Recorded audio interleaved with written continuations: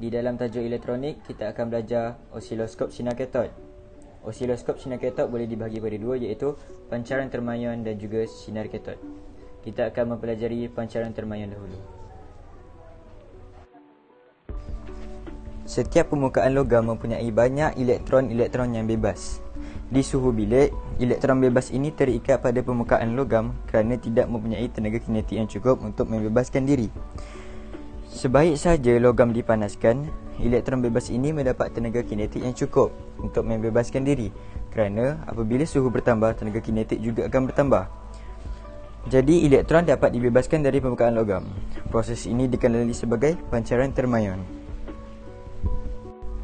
Seterusnya, faktor-faktor yang mempengaruhi pancaran termayan adalah suhu logam, kedua, luas permukaan logam, dan yang ketiga, jenis logam. Logam yang amat sesuai digunakan adalah seperti tungsten, barium oksida dan strontium oksida. Seterusnya saya akan menerangkan bagaimana sinar katod terhasil. Sinar katod terhasil adalah apabila pancaran termayan berlaku. Apabila pancaran termayan berlaku di kawasan ini. Elektron mendapat tenaga haba. Apabila tenaga haba meningkat, tenaga kinetik juga akan meningkat, menyebabkan elektron dibebaskan dari permukaan logam. Kemudian sinar katod terhasil apabila elektron daripada katod ini dipecutkan dengan laju yang tinggi ke anod. Elektron daripada katod yang dipecutkan ke anod dengan laju yang tinggi terhasil apabila wujudnya beza keupayaan yang tinggi di antara katod dan juga anod. Bagaimana beza keupayaan tinggi dihasilkan daripada katod ke anod?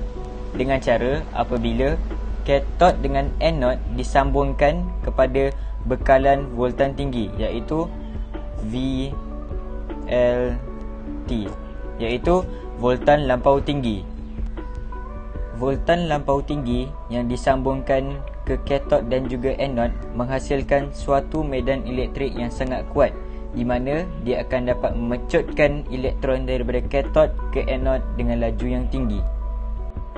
Hal ini akan menghasilkan suatu alur elektron yang dikenali sebagai sinar katod.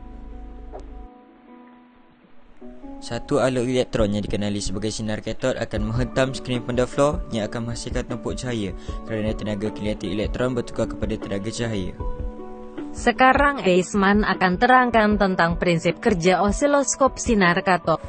Osiloskop sinar katod (OSK) adalah alat pengukur dan penguji gelombang yang terhasil oleh pelbagai isyarat elektronik.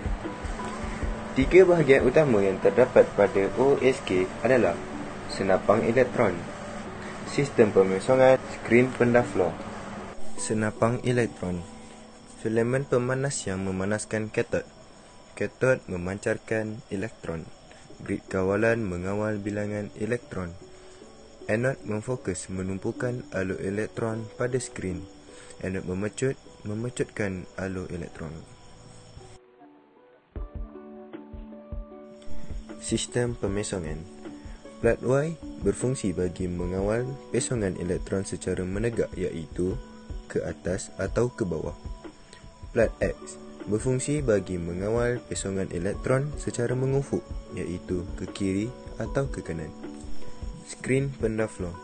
Tenaga kinetik elektron setengah MV kuasa 2 ditukar kepada tenaga keupayaan elektrik EV apabila ia memecut antara katod dan anod.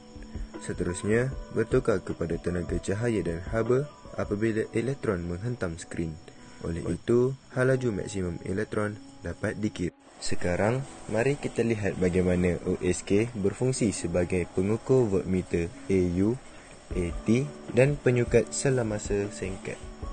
Beberapa tombol kawalan utama ialah anjakan X, menggerakkan tumpuk secara mengufuk.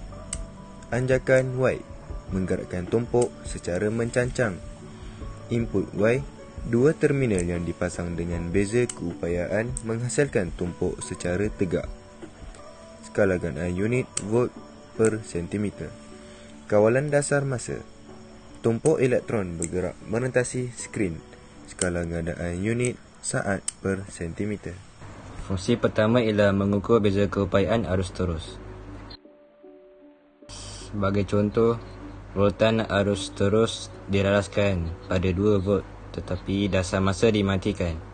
Oleh itu, beza keupayaan arus terus dihitung dengan 3 cm, iaitu anjakan dari pasti utama darab 2 volt per sentimeter dengan nilainya ialah 6 volt.